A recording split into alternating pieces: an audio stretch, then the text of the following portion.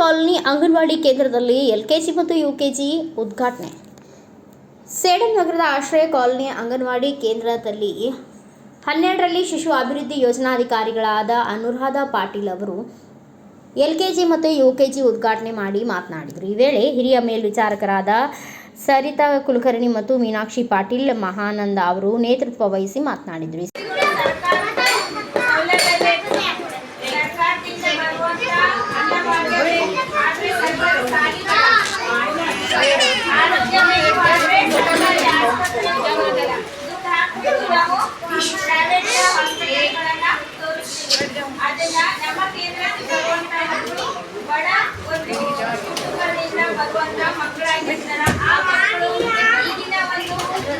Generation ಪ್ರಕಾರ fast ಆಗಿ online ಇರ್ಬೋದು, ಈಗ ಇರ್ಬೋದು, ಜನರೇಷನ್ ಫಾಸ್ಟ್ ಅದರಲ್ಲಿ ನಮ್ಮ ಮಕ್ಕಳು ಹಿಂದೆ ಉಳಿಬಾರ್ದು ಅನ್ನೋ ಒಂದು ಉದ್ದೇಶದಿಂದ ನಮ್ಮ ಅಂಗನವಾಡಿ ಕೇಂದ್ರದಲ್ಲಿ ಇಂಗ್ಲಿಷ್ ಹೇಳ್ಕೊಡೋದನ್ನ ಪ್ರಾರಂಭ ಮಾಡಿದ್ದೀವಿ.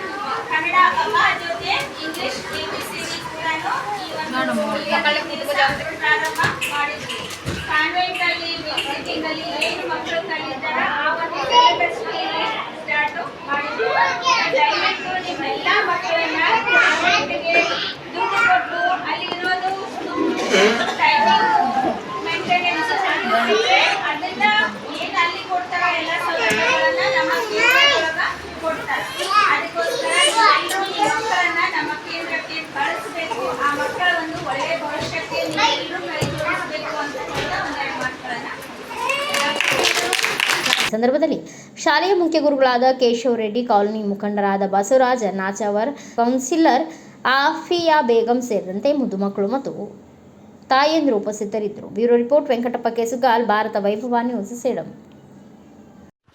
Thanks for watching. Read, discuss and debate with editor Dr. Yan Prashant Rao. Wanted reporters in print, digital and visual media for Bharat Vaibhav Daily Newspaper, BV News 5 Channel and BV Fast Web News from all the talukas of Karnataka, Goa and Maharashtra. If interested, send your resume to 9019229369.